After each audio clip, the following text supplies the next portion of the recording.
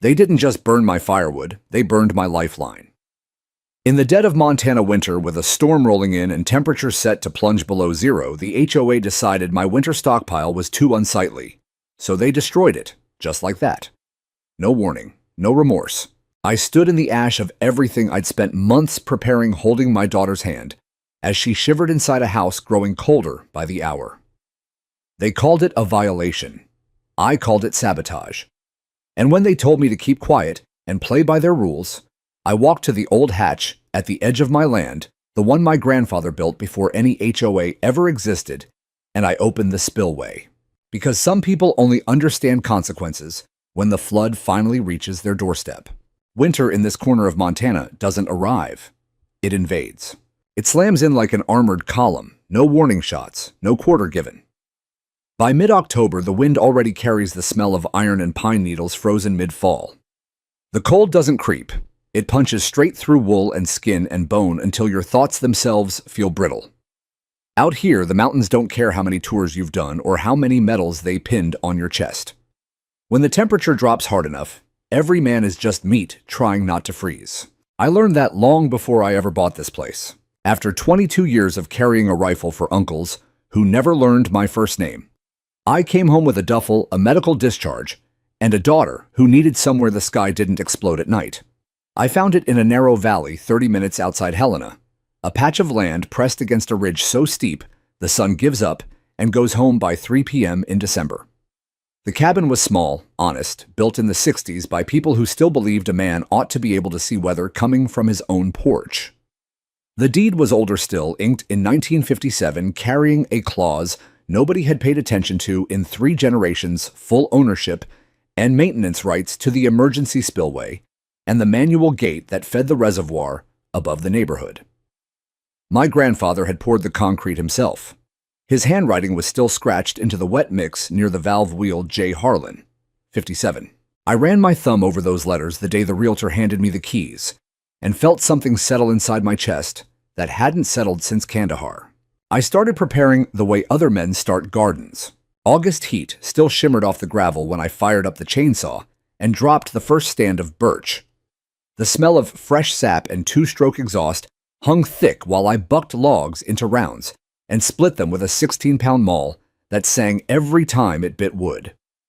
By the end of the month, I had 4 cords stacked in perfect rows along the back fence walls of split maple and birch rising like ramparts. I built the shed with my own hands, 10 by 16 double-walled roof trusses, heavy enough to laugh at wet snow. Inside went the backup propane tank in a steel cage I welded myself, mouse-proof, bear-proof, idiot-proof. Pallets of canned goods lined the shelves in neat military rows. Chili beans, peaches, tuna-powdered eggs, anything that would sit for 5 years and still feed a growing girl. I added 50-pound sacks of rice, salt flour, oats, coffee. When the grid failed, and it always failed, we would not be the family eating wallpaper paste. My neighbors watched from their triple-pane windows and pretended they didn't see. Most of them had moved here for the view and the covenants, the promise that nothing would ever look unprepared. They paid other people to plow their driveways and trusted satellites to keep their heat pumps humming. A few waved when I hauled logs past their mailboxes. Most looked away. And then there was the HOA. The first time Karen Stratton rolled up my driveway, the afternoon light was the color of weak tea, and the air already carried the promise of snow. Her white Escalade gleamed like it had never seen mud. Vanity plate Ridge 1. Blonde bob sharp enough to cut glass sunglasses, reflecting my woodpile back at me like an accusation. She lowered the window exactly 4 inches, the official HOA greeting distance, and smiled with the confidence of a woman who had never once been told no and meant it. "Mr. Harlan," she called, voice bright, and practiced the same tone officers use right before they explain why your leave is canceled. "We've had several residents express concern about the volume of your outdoor storage." I leaned the splitting maul against the chopping block and wiped sawdust from my forearms. "It's firewood, ma'am. Keeps my daughter from turning into an icicle when the power lines snap, which they do. Every single winter." Her smile stayed pinned in place, but the corners tightened the way a sniper's cheek welds to the stock. Of course, safety is everyone's priority. It's simply that the quantity appears to exceed the allowances outlined in our Visual Harmony and Architectural Standards Section 4C. I let the silence stretch just long enough for the wind to rattle the aspen leaves behind me. Section 4C, I repeated. The one that doesn't actually exist in the copy of the covenants I printed off the county website last week. A flicker, something between irritation and surprise, crossed her face before the mask slid back into place. We're updating the language this quarter. In the meantime, I'm sure you want to be a good neighbor. I looked past her at the perfect rows of split birch gleaming gold in the low sun, then back at her French manicure wrapped around a leather steering wheel cover. Ma'am, my daughter and I plan to be alive in February. That's the only kind of neighbor I'm interested in being. She blinked once slow. I'll leave the formal notice with you then. We do hope you'll reconsider before the matter has to escalate. The envelope appeared between two manicured fingers like a white flag in reverse. I took it without reading, folded it once, and tucked it into my back pocket, the way I used to tuck frag orders I already knew were bullshit. Karen raised the window, executed a perfect three-point turn, and rolled away down the gravel without raising a single speck of dust. I watched the Escalade disappear around the bend, then turned back to the woodpile. 3 days later, the second notice arrived, this time taped to my front door in a plastic sleeve like a restaurant menu. Red border, bold capitals. Violation, immediate removal required. I photographed it, time-stamped it, filed it in the folder already growing fat on my desk. Then I went back outside and kept stacking, because winter was coming. And out here, winter doesn't care about your covenants, your committees, or your manicured fingernails. Winter only respects preparation. And I had no intention of meeting it empty-handed. The first real snow came the night Maggie turned 16. It started as a few lazy flakes drifting past the porch light, then thickened into a white curtain that swallowed sound itself. By midnight, the world outside was nothing but a soft, relentless roar. I stood at the kitchen window with a mug of coffee gone cold in my hand and watched the drifts climb the fence posts like slow-motion invaders. Maggie slept upstairs wrapped in the quilt her grandmother made the year before cancer took her. I could hear the faint whistle in her breathing through the old floorboards, nothing serious yet, just the dry air. But every whistle reminded me why the shed out back was more fortress than storage. The next morning, the county plow hadn't come within 5 miles of our road. The HOA had its own contractor, of course. Their orange trucks rumbled past the lower cul-de-sac, first blades throwing perfect arcs of snow onto lawns that would be green again by May. My driveway stayed virgin white. I fired up the old Ford chained up and carved my own path. When I came back, another glossy envelope waited under the wiper blade. Third notice. This one had color photos, my shed, my woodpile, my propane enclosure. Red circles drawn around each like targeting reticles. A new line had been added in bold. Failure to remedy within 72 hours will result in daily accruing fines and possible forced removal by authorized vendor. I carried it inside, laid it on the table next to the highlighted bylaws I'd printed at the library. No mention of firewood limits, no mention of propane enclosures, only a vague sentence about preserving neighborhood aesthetics. I took a black Sharpie and drew a line through the word aesthetics, wrote above it in block letters, survival. Maggie came down in her pajamas, hair a wild halo, eyes still puffy from sleep. She saw the envelope and sighed the way only teenagers can sigh, half exasperation, half ancient weariness. They're not going to stop, are they? Not while Karen's breathing, I said. She poured herself cereal, then paused. Mrs. Delgado told Mom's old friend Lisa that Karen's husband lost a bundle in crypto last year. They need the HOA president title for the resume when they flip the big house in Phase 3. I raised an eyebrow. 16 years old and already better at intel than half the lieutenants I served with. That explains the desperation, I said. Doesn't excuse the crazy. Maggie crunched her cereal, thinking, what happens if we just ignore them? Then the fines stack up. They put a lien on the house. And eventually some judge who golfs with Karen's lawyer signs off on forced compliance. Happens all the time in places with stronger HOAs than ours. She looked out at the snow now glowing pink in the dawn. So we fight. We document, I corrected. Fighting comes later if it has to. That afternoon, I set up 2 trail cameras, one aimed at the shed, one at the porch, and ran the SD cards inside every night.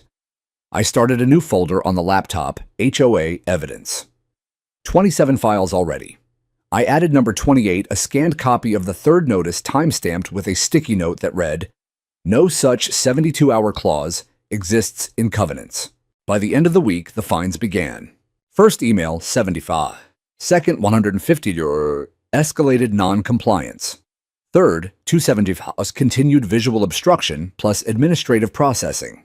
They came from a generic address admin at ridgeviewheightshoa.org, with Karen's cursive electronic signature at the bottom, like a royal seal. I printed everyone 3-hole punched them, slid them into the binder beside the bylaws. The total was already over $600 and climbing. Maggie watched me read the latest one and asked the question she'd been carrying for days. "Daddy, can they actually make us leave?" I set the paper down and looked her straight in the eye. "They can make noise. They can make paperwork. They can make our lives inconvenient as hell. But they cannot make us leave this house. This is ours. Paid for with blood and 22 years of sand in places sand was never meant to go, understand?" She nodded, but her eyes were older than 16. I pulled her into a hug that smelled of wood smoke and coffee. "We've survived worse than a woman with a clipboard and too much time." She laughed once, a small sound, then went quiet. "Because I need you to know," I said into her hair, "no matter what letters they tape to the door, no matter how many fines they dream up, this house stays warm and this table stays full. That's not negotiable." She squeezed me tighter. "Promise." Cross my heart and hope to freeze. That night, the temperature dropped to -12. The stove roared.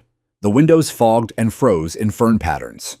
I sat up late cleaning my grandfather's old Remington 700, oiling the bolt until it moved like water.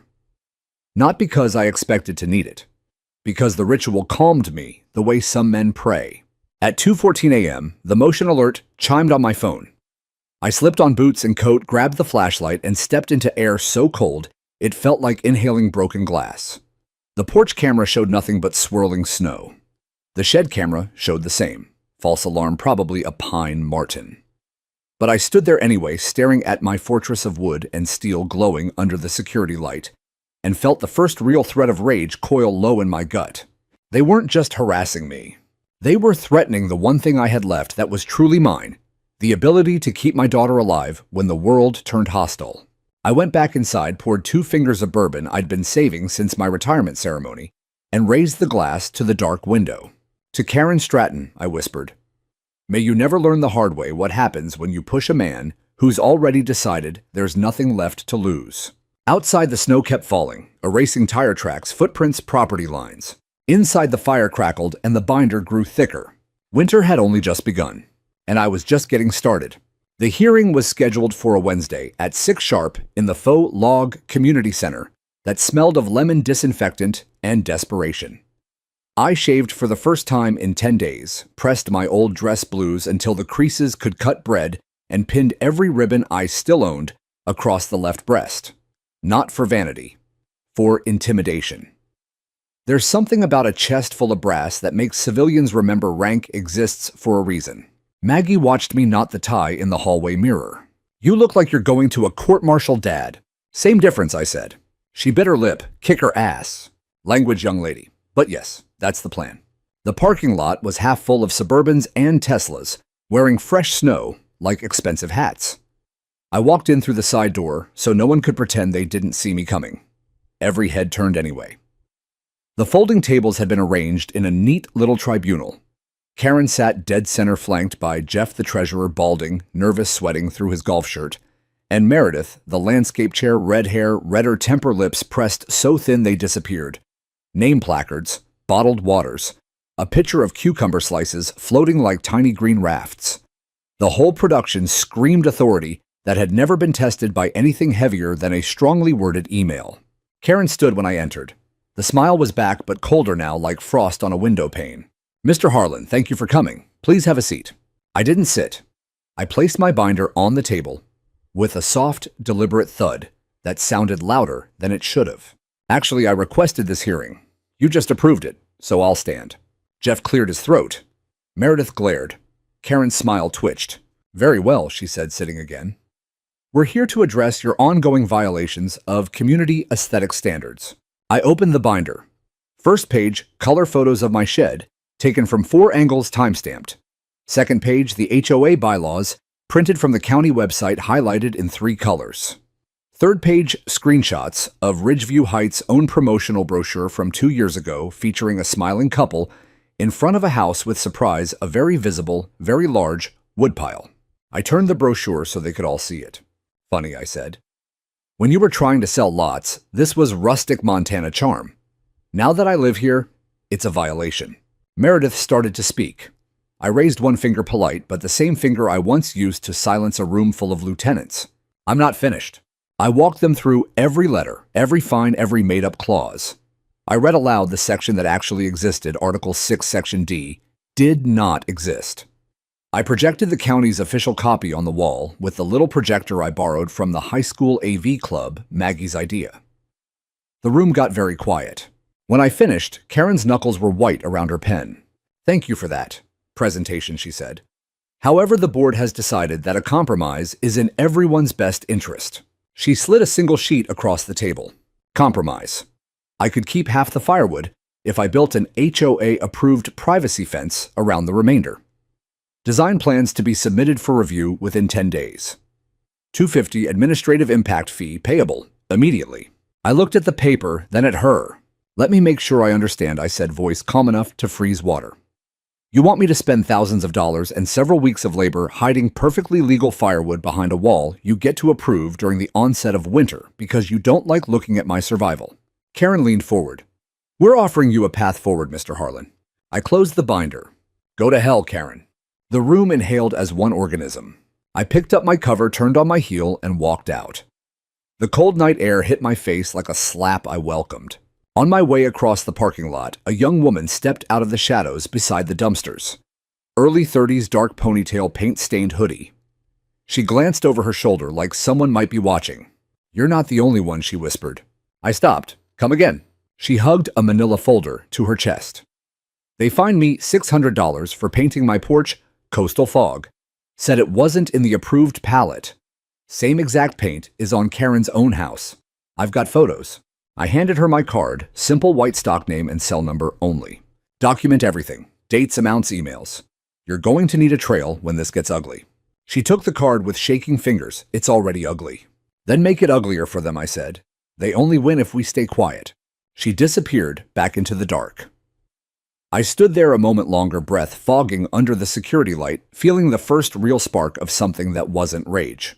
It was solidarity. And solidarity, in a place like this, is the most dangerous weapon of all. 2 nights after the hearing, the temperature dove to -22. The kind of cold that makes diesel gel and turns breath into needles. I was up at 3:07 a.m. because the stove had burned low and Maggie's cough had moved from her throat to her chest. I fed it the last 3 splits of pine, watched the flames climb, then stood at the window staring at the shed glowing under its single security bulb. The woodpile looked like gold bullion under fresh powder. My grandfather's voice drifted through my head the way it always did. When the night got too quiet, a man who can keep his family warm owns the winter sun. Everything else is noise. I was still standing there when the motion alert pinged. Porch camera empty, shed camera black. Someone had disabled it. I pulled on boots without lacing them, grabbed the mag light, and stepped outside. The air hit me so hard my eyes watered instantly. The snow was knee-deep and still falling in thick, deliberate sheets. I crossed the yard in a half-crouch, rifle slung but not raised yet. The shed door stood ajar. The smell hit me first, sharp chemical wrong. Then the heat. A dull orange glow licked up the back wall, curling over the tarps like hungry tongues. I yanked the door wide. Flames roared out, greedy for oxygen. The propane enclosure exploded with a flat metallic crump that punched the breath from my lungs. I stumbled back as a wave of superheated air rolled over me, singeing eyebrows, blistering the hand that had reached for the handle. Maggie 911. She was already in the doorway, phone to her ear, voice steady the way I'd taught her. I grabbed the garden hose, twisted the spigot frozen solid. Useless. I beat at the flames with a shovel until the handle blistered my palms, but it was like spitting on a bonfire. By the time the volunteer fire crew arrived, sirens wailing across the valley like wounded animals, everything I had spent 4 months building was charcoal and twisted metal. The fire chief, Tom Griggs, old friend from high school, walked the perimeter with me at dawn. The snow around the shed was melted in a perfect circle, steam still rising from black skeletons of logs. He crouched near the propane cage, now a melted sculpture, and pointed to the burn pattern. "Started back here," he said quietly. "Accelerant. Gas can pour looks like. And your interior camera." Someone unscrewed the lens and sprayed it with black paint. Professional enough to be amateur. He didn't have to spell it out. We both knew. I thanked him, voice raw from smoke and rage, then went inside to review what the porch camera had caught. 2 figures. One waiting at the tree-line engine, idling, headlights off. The second moving fast, hoodie gloves, face shadowed. A red plastic gas can glinted once under the porch light before disappearing around the corner. 23 seconds later, the first orange flicker appeared. The lookout tapped brake lights twice signal, then both vanished into the dark. Not enough for an arrest, enough for war. I forwarded the files to Ben Keating and Bozeman with a single line. They just declared it. Ben called back before noon. I could hear him pacing his office boots on hardwood. "Harlan, listen to me. They're trying to make you the crazy vet who snaps. Do not give them the headline. We document, we wait, we bury them in discovery when the time comes." Ben, they torched 6 months of my life, in winter, with my daughter asleep 50 yards away. A long silence. "I know," he said finally. "But right now, the only thing between you and a felony charge is restraint. Keep the cameras rolling. Add more. And whatever you do, do not touch that spillway yet. Yet." I hung up, walked to the gun safe, and took out my grandfather's topographic maps instead of the rifle. Spread them across the kitchen table like a battle plan. The reservoir sat above us like a loaded gun, ice-covered now, but the forecast was shifting. 3 feet of snow in the next 72 hours, then an unseasonal warm front the following week. Snowpack plus rapid melt equals pressure. Pressure needs somewhere to go. Down the original emergency channel. Straight through Phase 3, the brand new cul-de-sac Karen's investors had shoehorned into the floodplain last spring. I traced the blue line with my finger.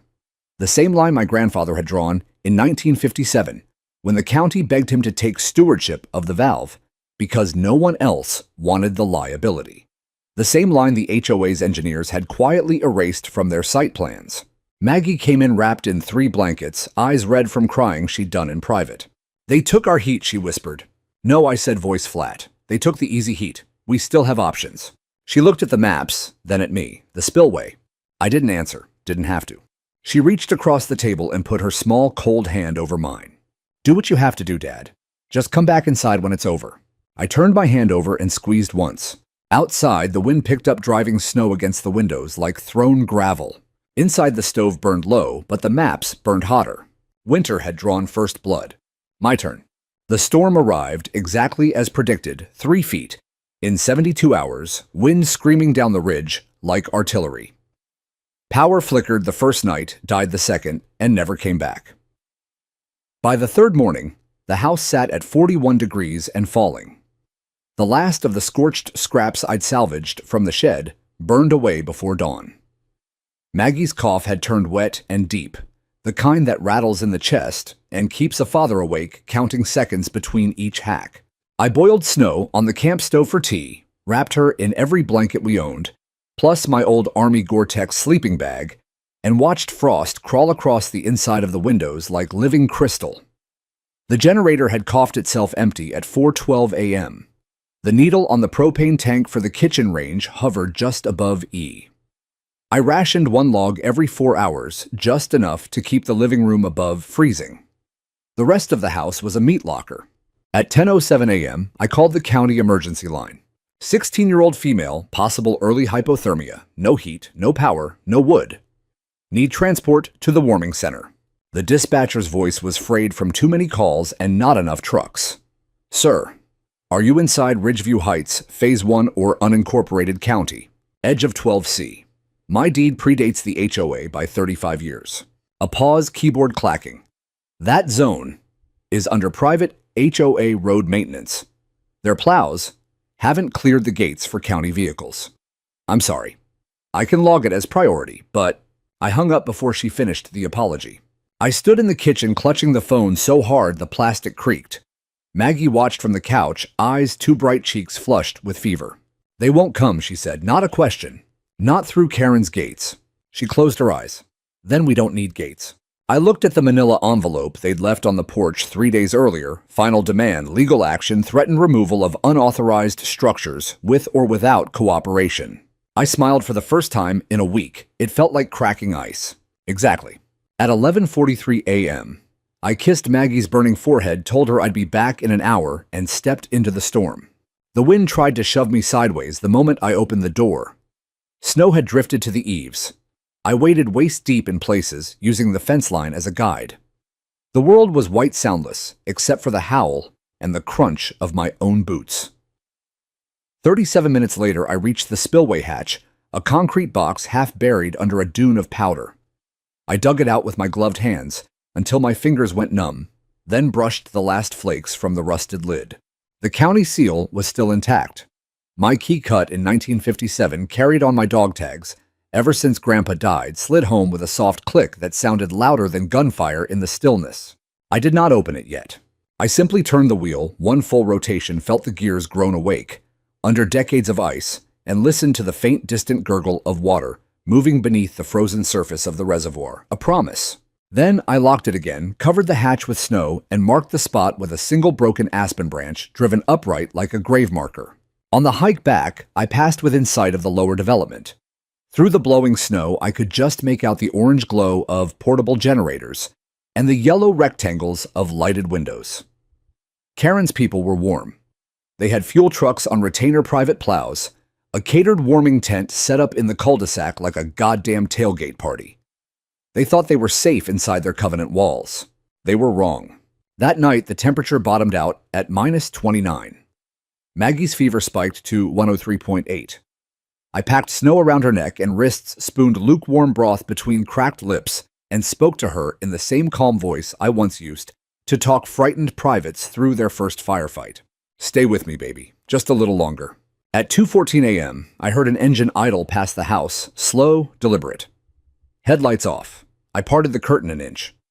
Karen's white Escalade, caked in road grime, parked across the street. The driver's window cracked just enough for a plume of cigarette smoke to drift out. She sat there for 3 full minutes, engine running, watching my dark windows the way a sniper watches a doorway. I stepped onto the porch in nothing but long johns and boots, arms crossed, breath clouding in a slow, steady plume. The cold bit so hard it felt like fire, but I didn't move. After 30 seconds, the window rolled up. The SUV reverse tires spinning, then disappeared down the road. Message sent, message received. I went back inside, added the last sliver of charred pine to the stove, and sat on the floor beside the couch with Maggie's hand in mine. At 4:58 a.m., the National Weather Service updated the forecast on my phone. Winter storm warning extended, followed immediately by unseasonal warm front beginning Tuesday. Daytime highs 38 to 45 DGF. Rapid snowmelt and runoff expected. I looked at the spillway key hanging from a nail by the door, glinting in the ember light. Tuesday was 3 days away. 3 days for 36 inches of snow to turn into 36 million gallons of water, looking for the fastest way downhill. And the fastest way downhill ran straight through 15 illegally built homes and one woman who thought rules were something she wrote on pretty stationery. I kissed Maggie's fingers, tucked the blankets tighter around her shoulders, and whispered the first honest prayer I'd said since Baghdad. Let it be enough. Outside, the storm kept raging. Inside, the clock kept ticking. And somewhere high above us, under a thickening lid of ice, the reservoir waited for permission to remember where it was always meant to go. Dawn after the third night of the storm broke pale and exhausted. The wind had finally died, leaving the valley under a silence so complete it felt like the world was holding its breath. The house hovered at 39 degrees. Maggie's fever had broken sometime after 4 a.m. She was clammy, weak, but breathing easier. I wiped her face with a damp cloth warmed over the last cup of propane, then carried her upstairs and layered every remaining blanket on top of the sleeping bag. She slept hard, the sleep of someone whose body had fought a battle, and won for now. I stood at the bedroom window and looked down the slope. The lower development glittered like a toy village someone had shaken too hard. Portable generators hummed their exhaust plumes, rising straight up in the still air. Orange extension cords snaked across driveways to space heaters glowing in open garages. A white catering tent still stood in the middle of Heather Glen Lane, its sides flapping gently.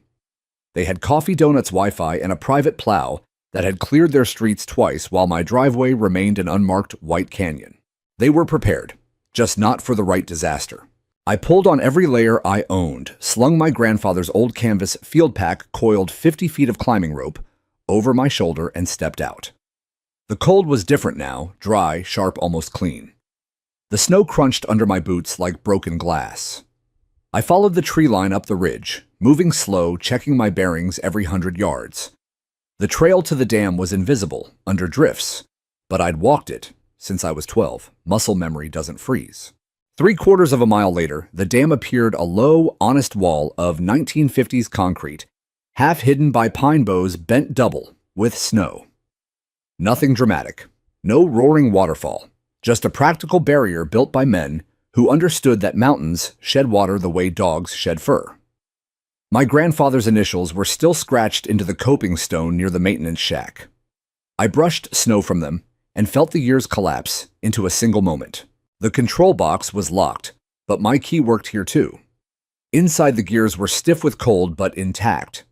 The reservoir level gauge read higher than I'd ever seen it in winter ice, thick on top, but pressure building underneath. I turned the manual wheel, a cautious half rotation, just to confirm it still moved. A low metallic groan answered, followed by the faint muffled pop of ice shifting somewhere out on the frozen surface. Good. The system remembered how to speak. I closed the panel, latched it, and walked to the edge of the water. The ice was mottled gray and white with dark patches where melt had already begun beneath the surface. I tossed a fist-sized rock. It landed with a hollow thud and a faint echo, water moving under ice, impatient. Time and temperature were the only allies I needed now. As I turned to leave, headlights crawled up the maintenance road far below slow, deliberate four-wheel drive. I stepped behind a pine and watched. The vehicle crested the rise and stopped 20 yards away. White Escalade Ridge 1 plates caked in salt and mud. Karen got out alone. She wore a full-length coyote fur parka that probably cost more than my truck, but her face was bare cheeks red from wind and something else. She scanned the dam like she was looking for something she'd misplaced, then spotted me. Harlan, her voice cracked across the frozen air. I walked down the slope until 10 yards separated us, close enough to talk, far enough to keep the high ground. Morning, Karen. Little early for a site visit. She planted her boots wide the way people do when they're trying to look bigger than they feel. What exactly do you think you're doing up here? Checking infrastructure I own, I said. Same as always. You have no authority. Wrong. I pulled the folded deed from my inside pocket and held it up so the county seal caught the weak sunlight. This says I have sole authority over the spillway and all auxiliary controls, including this dam. County records confirm it. Your engineers forgot to mention that when they graded Phase 3. Her eyes flicked to the deed, then to the reservoir, then back to me. For the first time, the mask slipped completely. You're bluffing. Am I? I gestured at the ice. That crack you just heard? That's 36 inches of new snow sitting on a reservoir that's already over capacity. Warm front hits Tuesday. You know what happens then. She didn't answer. Water finds the path of least resistance, I continued. And thanks to your landscaping crew paving over the original drainage swales, the path of least resistance runs right under 15 foundations that never should have been poured. Her voice dropped to a hiss. If anything happens to those homes, I will bury you in court. You'll be too busy explaining forged elevation certificates to the county inspector. I already forwarded the originals, the ones you buried, to Aaron Bell, and 2 reporters. The color drained from her face so fast I thought she might drop. You're insane, she whispered. No, Karen, I'm patient. There's a difference. A long, low crack rolled across the reservoir like distant thunder. Ice shifting. Water remembering. She jumped at the sound. I didn't. This isn't your fight anymore, I said quietly. It's gravity's. She stared at me for another 5 seconds, chest rising and falling too fast, then spun on her heel and marched back to the Escalade. The door slammed hard enough to echo. Tires spun caught and she fishtailed down the road, disappearing in a cloud of powder. I stood there until the sound faded completely. Then I turned the wheel, another quarter turn, just enough to ease the pressure a hair more, and locked the panel. The dam didn't need sabotage. It only needed to stop being ignored. On the hike down, I passed the spillway hatch again. The aspen marker I'd planted still stood upright, a lone black slash against the white. I knelt, brushed fresh snow from the lid, and rested my bare hand on the cold metal for a moment. Soon I said to no one, or maybe to the water, or maybe to my grandfather. Then I hiked home through snow that already felt softer under my boots. The thaw was coming, and with it consequences long overdue. Tuesday came in like a thief. The cold didn't break with trumpets. It simply left. 1 hour the air was 20 below, the next it was 33 above and climbing. A warm wind rolled down from the Pacific, wet and heavy, the kind of wind that turns a fortress of snow into a traitor overnight. By noon, the eaves were dripping in steady silver streams. By 2, the drifts along the driveway had collapsed into slush the color of dirty coffee. Inside the house, the temperature climbed past 50 for the first time in 9 days. Maggie was sitting up color, back in her cheeks, sipping broth and watching the water run in rivers off the roof. "Dad," she said quietly, "it sounds like spring." "It is," I answered. "Just not the kind they sell on postcards." I layered up one last time, not for cold now, but for what came next, and stepped outside. The valley had turned into a different planet. Snow sagged from the pines in wet, suicidal clumps. The creek behind the house roared, where yesterday it had been a polite trickle under ice. Every roof in sight shed its load in miniature avalanches that slammed to the ground with the dull thud of artillery. I walked the ridgeline trail again, boots punching through the crust into ankle-deep slush. The dam greeted me with a sound I'd never heard before, a low, continuous moan like a wounded animal trying to stand. Cracks zigzagged across the reservoir ice in lightning patterns. Dark water showed in the gaps, moving fast. The gauge inside the control box now sat in the red. I didn't touch the wheel. I didn't need to. Nature had taken the con. At 2:11 p.m., I reached the spillway hatch one final time. The aspen marker had fallen. The snow around the concrete lid was already melting into a perfect bowl. I knelt, fitted the key, and turned the wheel hard, 3 full rotations this time. The gears screamed, then gave way with a metallic shriek that echoed down the valley like a starting gun. The first rush was almost polite, a silver ribbon sliding over the lip of the channel, hissing as it met the frozen ground. Then the ice upstream cracked with a sound like a mortar round. A second thicker surge followed, carrying chunks of ice the size of microwaves. Within 30 seconds, the trickle became a raw brown water, foaming white at the edges, chewing the snowpack into submission as it carved its ancient path downhill. I stood back and watched the mountain take its payment. From my vantage, I could see the entire lower development spread out like a model on a table. At first, nothing changed. Then the leading edge of the water found the cul-de-sac on Heather Glen Lane. It slipped under decorative fencing curled around brand new retaining walls that had never been engineered for more than sprinkler runoff and began to rise.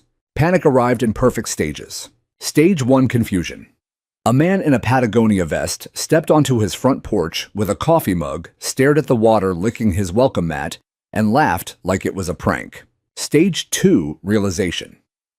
The same man dropped the mug, ceramic exploded on concrete, and started yelling for his wife. Stage 3: chaos. Car alarms began chirping as water found electrical systems. Garage doors tried to close on rising tides and jammed halfway. Someone fired up a pickup and attempted to ford the street. The truck lurched, stalled, and settled nose down in 2 feet of moving runoff. Dogs barked from second-story windows. Children cried. Portable generators coughed and drowned. I watched through binoculars as the water crept across perfect zoysia lawns, turning them into shallow lakes the color of weak tea. It rose over curb lines, poured into window wells, and found every illegal basement the builders had dug too deep to save a few bucks on fill dirt. And there, dead center of the cul-de-sac, stood Karen. She had come outside in bedroom slippers and a silk robe phone pressed to her ear, spinning in slow circles as if looking for someone to blame. Water lapped at her ankles, then her calves. She screamed into the phone. I didn't need to hear the words to know them. The flood never got more than 30 inches deep, not biblical, not cinematic, just steady, relentless, and utterly indifferent. Enough to ruin drywall short-circuit furnaces, turn leather sectionals into sponges. Enough to cost millions and void every insurance policy that had conveniently forgotten to mention known emergency spillway channel. At 3:07 p.m., The first county sheriff's SUV appeared at the top of the private road lights flashing, but nowhere to go. The HOA's own decorative gate now sat underwater. A deputy got out, stared at the scene, then looked up the hill straight at me. I lifted one hand in a lazy salute. He shook his head and reached for his radio. By 3:42, the news helicopters arrived. By 4:15, the HOA emergency text blast went out to every resident except me. Urgent, unexpected overflow event. Lower Phase 3 residents evacuate immediately. Investigation underway. Unexpected. I read it twice, then laughed out loud for the first time since the fire. The sound startled a raven off a nearby pine. It wheeled overhead, scolding me for disturbing the new order. I hiked home through air that smelled of mud and pine pitch and distant barbecue smoke from someone's drowned Weber. The creek beside the trail ran bank full and happy. My boots were soaked, my hands numb, but something heavy had lifted from my chest. Something I hadn't even realized was there, until it was gone. Maggie met me at the door, wrapped in a blanket, eyes bright. "It's on TV," she said. "They're calling it the Valentine's Day flood." I looked past her to the living room window.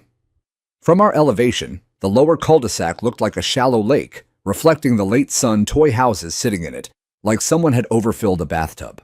"Turn it off," I said gently. "We've seen enough." She did. Then she hugged me so hard I felt her heartbeat through all the layers. "Is it over?" she whispered. "No," I said. "But the hard part is..." Outside, the water kept moving, patient and thorough, washing away illusions, one expensive square foot at a time. And for the first time in months, the house felt truly deeply warm. Not from the stove, but from the simple ancient knowledge that some things cannot be fined, voted on, or burned. Some things answer only to gravity time. And a man who was finally done asking permission. The water never left dramatically. It simply refused to leave at all. By Wednesday morning, the temperature had climbed into the low 40s and stayed there, a wet, relentless warmth that turned the entire lower development into a shallow, muddy lake. Pumps arrived, big diesel beasts rented at triple overtime, but every gallon they sucked out was replaced by another gallon seeping from the saturated hillside. The original emergency channel, ignored for years, had reasserted itself with the quiet confidence of something that was never actually gone. News vans lined the county road by 8. Drones buzzed overhead like angry hornets. A reporter from Channel 8 stood knee-deep in runoff hair plastered to her forehead, gesturing at a half-submerged Mercedes whose alarm had been wailing for 16 straight hours. Sources tell us the flooding may be linked to the activation of a little-known emergency spillway dating back to the 1950s, a structure whose legal control appears to rest with a single private landowner. They showed drone footage, the perfect rectangle of Phase 3, now a coffee-colored mirror, water lapping at garage doors, reflective tape on abandoned BMWs, blinking like lost buoys. Then they cut to file photos of Karen Stratton at last year's charity gala, smiling in diamonds and champagne. The chyron read, "HOA President under fire," as Valentine's flood exposes illegal construction. By noon, the county inspector Aaron Bell, the same man who'd dismissed my complaints 6 months earlier, arrived with a convoy of trucks and a face the color of spoiled milk. He waded through the mess with a metal detector and a clipboard measuring elevations, taking core samples, and growing paler with every reading. Someone had already spray-painted across the model home garage, in dripping red letters, "Floodplain Ill Truth." Jeff showed up at my door at 2:17 p.m., soaked to the thighs, glasses fogged, looking like a man who'd aged 10 years overnight. "Can I come in?" he asked. His voice cracked on the last word. I stepped aside. He stood dripping on the mat, staring at the floor. "Karen's in hiding.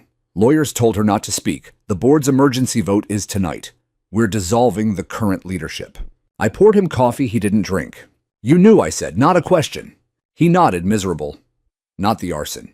God, no. But the permits. She said the engineers fixed the elevation issue. Said the spillway was decommissioned. We voted to approve Phase 3 because the budget was underwater, and she promised the sale proceeds would bail us out." He finally looked up. "We were idiots." "Yes," I said. "You were." He flinched. "The insurance companies are already denying claims. They found the original floodplain maps in the county archives, the ones we never filed. Homeowners are lawyering up. Against us." I handed him a towel. He took it like a surrender flag. "What do you want, Harlan?" he whispered. I thought of Maggie asleep upstairs, finally warm, finally safe. I want to split wood without being photographed. I want my daughter to grow up without looking over her shoulder for the next violation notice. I want Karen gone. Permanently. Jeff swallowed. She's gone. Left for Arizona at 5 this morning. Took what she could carry. He set the untouched coffee on the counter. We're voting tonight to suspend all fines, dissolve the architectural committee, and turn over every document to the county.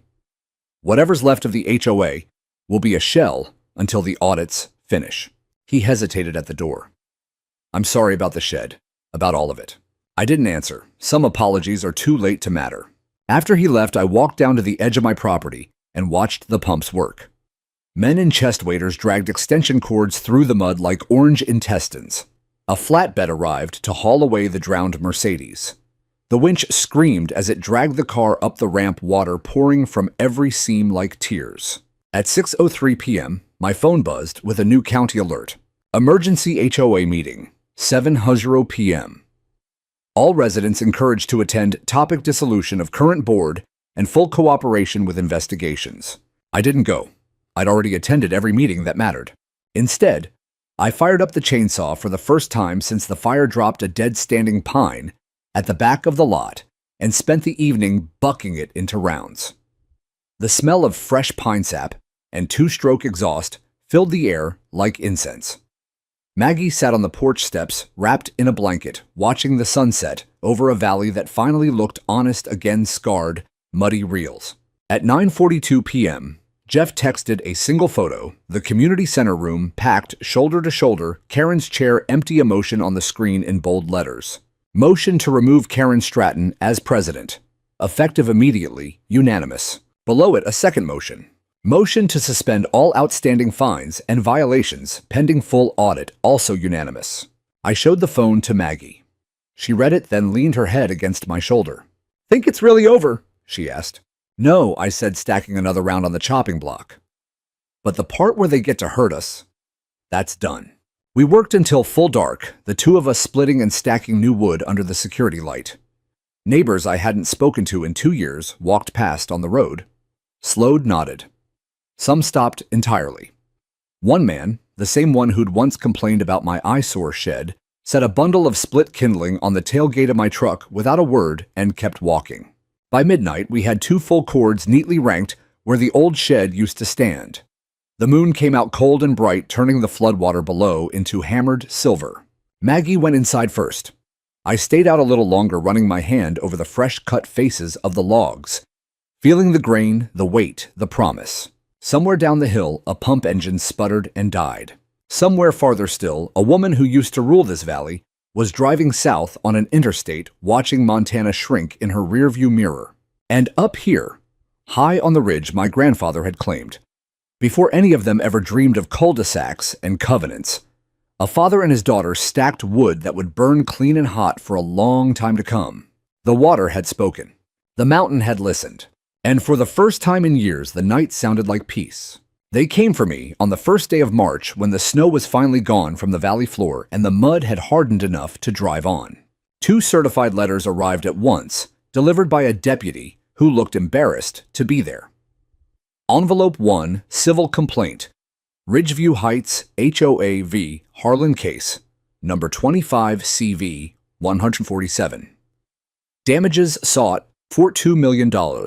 Counts malicious flooding, intentional infliction of emotional distress, nuisance, defamation, environmental, terrorism. Envelope 2, Notice of Emergency Injunction Hearing, March 5, 9:00 a.m. Judge Dana Corrigan presiding.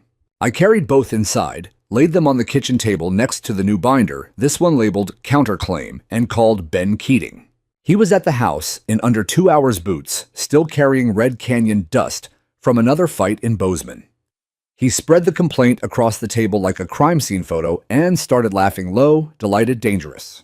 They're suing you for opening a spillway you legally control on land they illegally built on after they torched your winter fuel supply in sub-zero weather. He wiped his eyes. This isn't a lawsuit, Harlan. It's a suicide note. We spent the next 72 hours weaponizing every scrap of paper either of us had ever touched. Drone footage from the county GIS office, time-stamped, showing water following the exact pre-construction floodway. The original 1957 deed with the Spillway clause circled in red. The forged elevation certificates Karen had submitted metadata proved they were created 3 months after my first objection. Every violation notice, every fine, every email I'd ever sent warning them. The fire marshal's report listing arson as the official cause. The porch camera stills of the 2 hooded figures, and the red gas can. A sworn affidavit from the young woman whose porch paint had been found same color as Karen's house receipts attached. Ben added his own landmines depositions from 2 former board members who'd rolled over the minute subpoenas landed, plus the smoking gun, an email chain where Karen instructed the landscaping contractor to delete the old floodplain layer from the site plan. Nobody will notice. By the time we walked into the Lewis and Clark County Courthouse on March 5th, the HOA's legal team looked like men who'd just realized they brought knives to a gunfight. Judge Dana Corrigan was 60 sharp and famously allergic to bullshit. She took one look at the packed gallery. Half the valley had shown up in Carhartt and flannel and banged the gavel before anyone sat down. Counsel, I've read the filings. I've read the counterfilings. And I've read the county floodplain maps from 1957-1991 and the ones mysteriously absent from the plaintiff's permit package. Somebody start talking before I start sanctioning. The HOA's lead attorney, a tall kid from Billings in a $3,000 suit and visible panic, tried the rogue homeowner narrative. He lasted 4 minutes. Ben stood up, clicked the remote, and the big screen behind him lit up with drone footage of water flowing in a perfect blue arrow straight through Phase 3. Objection, Your Honor. Facts. Corrigan's mouth twitched. Overruled. Keep going, Mr. Keating. Ben walked them through it like a battlefield debrief. The spillway activation was legal, documented, and necessary. Phase 3 was built in a mapped emergency discharge zone. The HOA had notice multiple times in writing. The arson preceded the flood by 9 days. The plaintiff's own president had falsified documents and fled the jurisdiction. When he played the porch camera clip enhanced, slowed, zoomed on the gas can, the gallery actually gasped.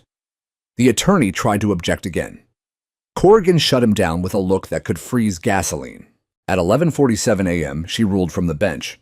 Case dismissed with prejudice. Costs and attorney fees to the defendant. Furthermore, the court is referring this matter to the county attorney for potential criminal investigation into arson insurance fraud and filing false instruments. Bailiff Calendar A sanctions hearing against plaintiff's counsel for bringing a frivolous suit. Karen's lawyer went the color of old snow. We walked out into sunlight that felt like the first honest day of spring. The cameras were waiting on the courthouse steps. I started to push past, but Ben grabbed my arm. Let them have it, he murmured. One soundbite, clean, then we're done. A reporter shoved a mic forward. Mr. Harlan, do you consider this revenge? I looked straight into the lens. No, ma'am, I consider it physics. That clip ran statewide for a week. 2 days later, the county condemned all of Phase 3. Bulldozers arrived before the mud dried. The houses came down faster than they went up roof trusses, dropping like broken toys, vinyl siding peeled off in long, wounded strips. The scar that was left behind looked exactly like the original floodplain on my grandfather's 1957 map. Insurance companies denied every claim. Lawsuits flew in 17 directions at once. The HOA dissolved itself in April, replaced by a bare-bones maintenance group whose only job was to keep the roads plowed and stay the hell out of people's lives. Karen never came back. Rumor said she was living in a condo outside Phoenix under her maiden name, selling real estate to snowbirds who'd never heard of Montana. I never bothered to check. Spring turned into summer. Neighbors I hadn't spoken to in years started showing up with chainsaws and strong backs. We poured a new concrete slab where the old shed had burned, framed the walls higher, ran real wiring and insulation thick enough to laugh at 50 below. By August, the new shed stood taller, straighter, and someone hung a hand-painted sign above the door. Harlan and Daughter's Outpost. If you can see it, it's here to keep us alive. Maggie painted the letters herself. One Saturday in September, a county truck rolled up the driveway. 2 men in hard hats got out, asked permission politely, and welded a shiny new county seal over the old spillway hatch. Then they handed me a plaque on a cedar post. Emergency Spillway. Private Stewardship. In grateful recognition of responsible management, February 2025, Lewis and Clark County Commission. I drove the post into the ground myself right beside the hatch. That night, Maggie and I sat on the porch with bowls of ice cream and watched heat lightning flicker over the mountains. The air smelled of cut hay and wood smoke from someone's first fire of the season. "You ever think about leaving?" she asked suddenly. I looked at the new shed, glowing under its own light, at the stacks of seasoned birch taller than the roofline at the quiet valley that finally looked like it belonged to the people who lived in it instead of the people who tried to rule it. "No," I said. "This is where we plant our flag." She leaned her head on my shoulder. "Good," she whispered, "because I'm never letting another clipboard near this house." We finished our ice cream in silence, listening to the crickets and the soft creak of new lumber settling into place. Winter would come again. It always does. But this time, when it slammed the door, we'd be ready. And the mountain, quiet, ancient, and finally at peace, would be ready too. October again. A year almost to the day since Karen Stratton first rolled up my driveway with her clipboard and her 4-inch smile. The aspen had turned gold and were already shedding leaves like slow-motion confetti. The new shed stood proud at the back of the lot, 20 by 24 steel roof double doors wide enough for the tractor walls wrapped in so much insulation you could stand inside naked in January and feel nothing but smug. 4 full cords were already ranked along the north wall ends painted blue, so we'd know which wood had cured longest. Maggie had insisted on the color, said it reminded her of the sky the morning the water finally left. We had chickens now, 6 Rhode Island Reds, and 1 bossy rooster named Justice. The coop sat where the propane enclosure used to be, bright red with white trim, and a hand-painted sign Maggie made in shop class, "Eggs and Attitude, Inquire Within." Neighbors stopped by most afternoons with coffee or beer, or just curiosity. Some still apologized with their eyes. I let them. Forgiveness isn't a speech. It's a quiet nod and an offer to help carry another log. The county had finished its last audit in July. The final report was 187 pages and read like a crime novel. Karen Stratton was named in 12 counts of fraud, forgery, and conspiracy. The Attorney General in Helena took the file, thanked the county politely, and opened a criminal case. She never showed for the arraignment. A bench warrant still floats somewhere over the desert between here and Phoenix. Phase 3 is gone entirely now. Where 15 spec houses once sat, there's only a wide, grassy swale that floods every spring and dries into a meadow of fireweed and lupine by August. The county planted willows along the new banks and put up a little bronze plaque near the entrance road, "Restored Floodplain 2025," dedicated to the citizens who reminded us that water always wins. I pass it every time I drive to town. I never slow down, but I always tip 2 fingers off the steering wheel in salute. One evening in late October, I came home from splitting kindling to find a plain white envelope on the porch mat. No stamp, no return address, just my name and handwriting I hadn't seen in a year. I carried it inside, set it on the kitchen table beside the new stove, a Jotel cast-iron beast Maggie picked out herself, and stared at it for a long time. The house smelled of venison stew, simmering, and fresh coffee. Justice the rooster crowed once outside, indignant about something only he understood. Maggie walked in, hair tied back, cheeks flushed from feeding the chickens. "What's that?" "A ghost," I said. She read my face, nodded once, and left me alone with it. I slit the envelope with my pocket knife. 1 sheet, 1 line, same manicured cursive. "You were right. I was wrong." I read it twice. Then I carried it to the stove, opened the door, and watched the paper curl, blacken, and disappear up the flue in a brief orange dance. The flames took it without hesitation. Some things are meant to become heat and nothing more. Maggie came back in as the last ash drifted out of sight. "Everything okay?" "Everything's perfect," I said.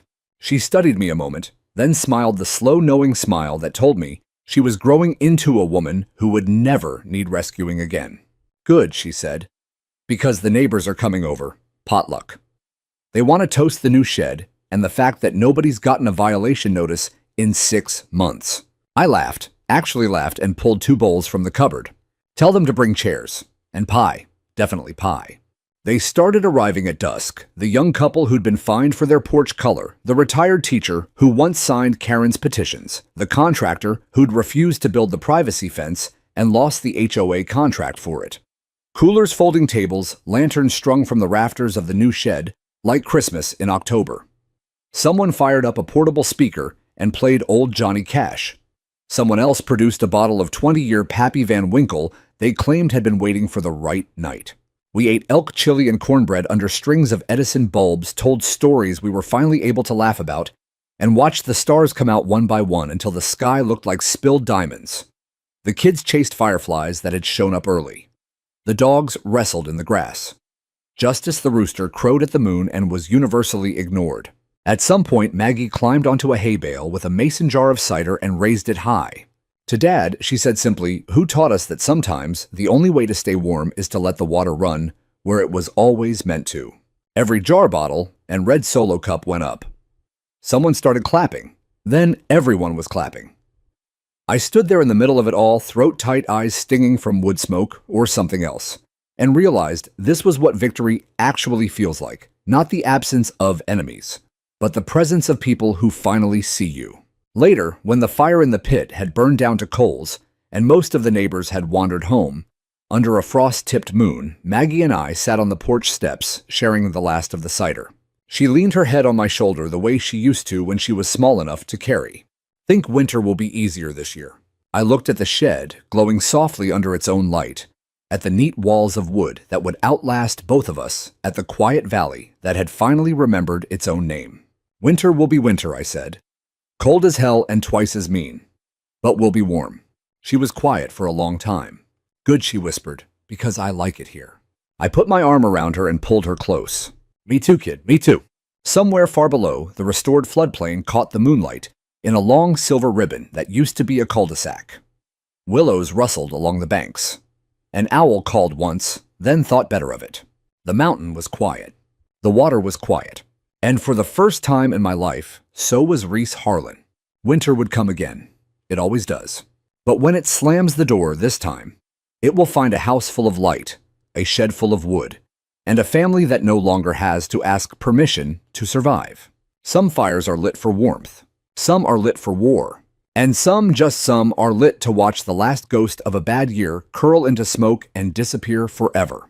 That night, we fed the stove one more log, closed the door, and let the flames do what they do best. Turn the past into heat, and keep the future bright.